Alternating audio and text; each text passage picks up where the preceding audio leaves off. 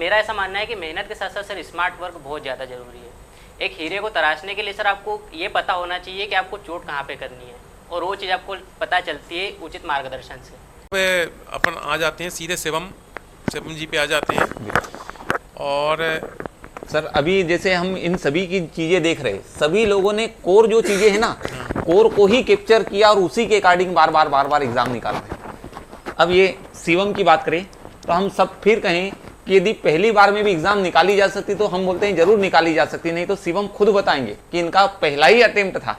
और अब शिवम की बारे में भी हम कहें कि भूल जा अपने बीते हुए कल को, कि भूल जा अपने बीते हुए कल को, तू खुद पर विश्वास कर, तेरा आने वाला कल खुद ब खुद बदलेगा, तेरा आने वाला कल खुद ब खुद बदलेगा, तू बस मेहनत कर अपने आज पर, तू बस मेहनत कर अपने आज पर। और इसी के तहत शिवम ने पहली बार में ही सिलेक्शन लिया और पहली बार में ही, और सर साथ ही कहे तो अभी और 24 की दोनों मेंस दे रहे हैं, मेंस भी दे ही रहे हैं लोग, कंटिन्यूस दे रहे हैं। बड़ी बात जो मैं वो ये जो मेन क्वेश्चन है शिवम जी से कि जल्दी एग्ज़ाम करने की जल्दी एग्ज़ाम क्लियर करने की स्ट्रेटजी क्या है, क्योंकि बहुत रेयर केसेस में रहता है। अगर आप रेशियो उठा के भी देखोगे तो मुझे लग रहा है कि 1 या 2% का रेशियो होगा कि बहुत जल्दी एग्ज़ाम क्लियर कर रहे हैं। तो मुझे लगता है कि शिवम इसके लिए बहुत परफेक्ट है। हालांकि अंकित भी यहाँ थे जो उन्होंने काफ़ी सारे जवाब दे दिए, लेकिन इसी चीज़ को आगे बढ़ाते हुए शिवम इस चीज़ को बढ़ाएं, क्योंकि हम लोग एक लिंक कर रहे हैं कि अगर जो क्वेश्चन उठाए वो आगे बढ़े। तो शिवम आप अपनी रणनीति बताएं, कैसे आपने मैनेज किया? सबसे पहले तो thank you so much sir appreciation के लिए।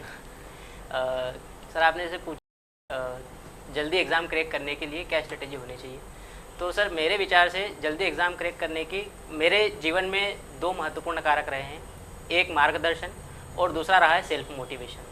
सर हम अक्सर आते हैं बड़े सपनों को लेके कि हम यहाँ इंदौर जाके काफ़ी ज़्यादा हार्डवर्क करेंगे, मेहनत करेंगे, लेकिन मेरा ऐसा मानना है कि मेहनत के साथ साथ सर स्मार्ट वर्क बहुत ज़्यादा ज़रूरी है। एक हीरे को तराशने के लिए सर आपको ये पता होना चाहिए कि आपको चोट कहाँ पे करनी है, और वो चीज़ आपको पता चलती है उचित मार्गदर्शन से।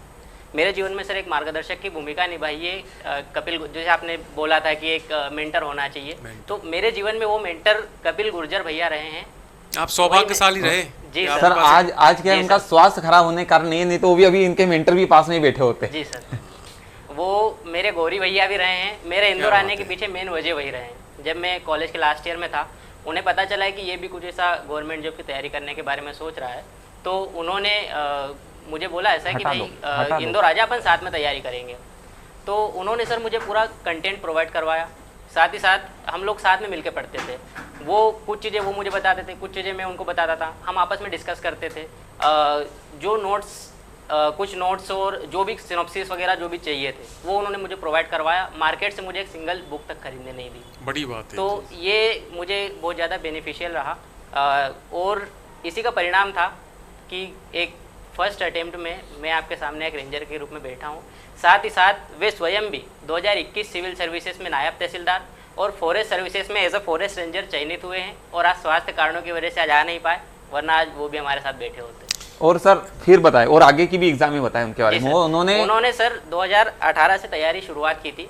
2019 का इंटरव्यू, 2020 इंटरव्यू अपीयर्ड, दोनों में सर इंटरव्यू से उनका फाइनल सिलेक्शन नहीं हो पाया। 2021 में सिविल सर्विसेज, फॉरेस्ट सर्विसेज दोनों क्लियर किए हैं। 2022 का भी इंटरव्यू कॉल है। 2023 में भी मेंस लिखे हैं सिविल सर्विसेज की, और साथ ही साथ हर साल फॉरेस्ट सर्विसेज भी दे रहे हैं। और सर 24 में भी, हाँ सर 24 में भी सर सिविल सर्विस फॉरेस्ट दोनों के मेंस है, दोनों के मेंस। आपने एक चीज़ नोटिस की होगी कि जितने लोग यहाँ हैं, अगर कोई एक पैटर्न पकड़ा हुआ है, जैसे किसी ने वनडे का पैटर्न पकड़ा है, तो उसके वनडे बहुत टाइप के एग्जाम क्लियर होते हैं। जैसे अगर किसी ने सिविल सर्विस का पैटर्न पढ़ना, तो मतलब आपको ये है कि आपको उसका एक कोर पकड़ना पड़ेगा कि वो रिलेटेड एग्जाम कितने निकल सकते हैं। जैसे आप बैक टू बैक देख रहे हैं, और जो शिवम से हमने क्वेश्चन पूछा था उसका जवाब मिल गया कि अगर बहुत जल्दी एग्जाम निकालना है तो बहुत एक्यूरेट मार्गदर्शक आपके पास होना चाहिए, जो ये बता सके क्या नहीं पढ़ना है। क्योंकि देखो, अगर आपको बोले हिस्ट्री पढ़ लो, अगर हिस्ट्री का तो कोई अंत ही नहीं है, पढ़ते रहो बैठे बैठे। वो जीएस का पार्ट, चूंकि उन्होंने ऑलरेडी सिविल सर्विस वाला भी जो एग्ज़ाम है स्टेट सर्विस, वो भी बैक टू बैक निकाल रहा है फॉरेस्ट के अलावा। तो इसका यही है कि एक अच्छा मार्गदर्शक मिलना खैर सौभाग्य की बात है। मैं तो कह रहा हूँ सबको ऐसा मिले ताकि भटकाव कम हो। अनावश्यक भटकाव से बचना बहुत ज़रूरी है सर सक्सेस के लिए। ठीक है शिवम, बीच में फिर अपन फिर आते हैं इस पे आपके पास में कुछ नए क्वेश्चंस के साथ में। और कुछ बोलना चाहते तो कुछ बताएं, कुछ बोल। सुझाव अगर हो स्टूडेंट्स के लिए। सर सुझाव मेरा यही है कि जो अनावश्यक भटकाव होते हैं, अक्सर मार्केट में ऐसा चलता है, हम ये देखते हैं कि फॉरेस्ट सर्विसेज या सिविल सर्विसेज बहुत बड़ी एग्जाम है, एक बुक पढ़ के हम नहीं निकाल सकते, हमें ये भी पढ़ना है, ये भी पढ़ना है, ये भी पढ़ना है, ये छोटी बुक है यार, इससे हमारा सिलेक्शन कैसे होगा, हमें तो बड़ी बुक पढ़ना चाहिए। तो सर मेरा ये ऐसा मानना है और हमारी ये स्ट्रेटेजी भी रही है कि आप अपने सोर्सेज को जितने चाहे उतने लिमिटेड रखो और एक ही सोर्स को बार बार पढ़ो। जैसे मेरे सर भी अक्सर बोला करते थे कि 10 अलग अलग बुक को पढ़ने से अच्छा है एक बुक को 10 बार पढ़ो, आप उसमें एक्सपर्टाइज। नहीं तो वो अपने बीच में बोला भी, रिवीजन जितनी बार ज़्यादा कब होगा, जब वो सोर्स लिमिटेड होंगे। अब अगर आपने मतलब एक बोरी बराबर के सोर्स बना ली तो साल भर में तो एक बार भी रिवीजन नहीं हो सकता। और इस एग्जाम की कहानी है कि रिवीजन बहुत ज़्यादा इंपॉर्टेंट है, रिवीजन बहुत ज़्यादा जरूरी है ना।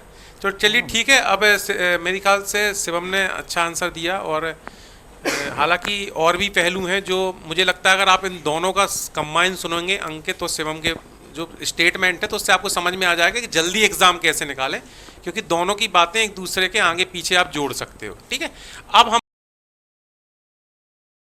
इस संदर्भ में सर मैं स्वयं का ही उदाहरण देना चाहूँगा कि जैसे मैंने आपको बताया मेरा फर्स्ट अटेम्प्ट था, मेंस के बाद इंटरव्यू कॉल आया तो काफ़ी ज़्यादा चिंता में थे कि इंटरव्यू मतलब एक काफ़ी ज़्यादा हवा बना के रखते हैं मार्केट में कि यार इंटरव्यू बहुत बड़ी चीज़ होती है, अजीब से क्वेश्चन पूछते हैं। तो इस विषय में ज़्यादा गाइडेंस नहीं था मेरे पास। दीपश्री एकेडमी VS एजुकेशन ऐसा पहला इंस्टीट्यूट था जहाँ पर मैं सबसे पहले आया था। एक वो दिन है, एक आज का दिन है जब से मैं सर से पर्सनली कांटेक्ट में हूँ और अभी भी जब भी कभी कोई मुझे कुछ पूछना होता है या कोई भी डाउट होता है तो मैं सर को पर्सनली कॉल करता हूँ और बिल्कुल वो मुझे छोटे भाई की तरह मार्गदर्शित भी करते हैं। तो ऐसे व्यक्तित्व वाले लोग बहुत विरले होते हैं और मैं बहुत बहुत धन्यवाद कहना चाहूँगा सर को जिन्होंने इतनी हेल्प की। Thank you so much sir.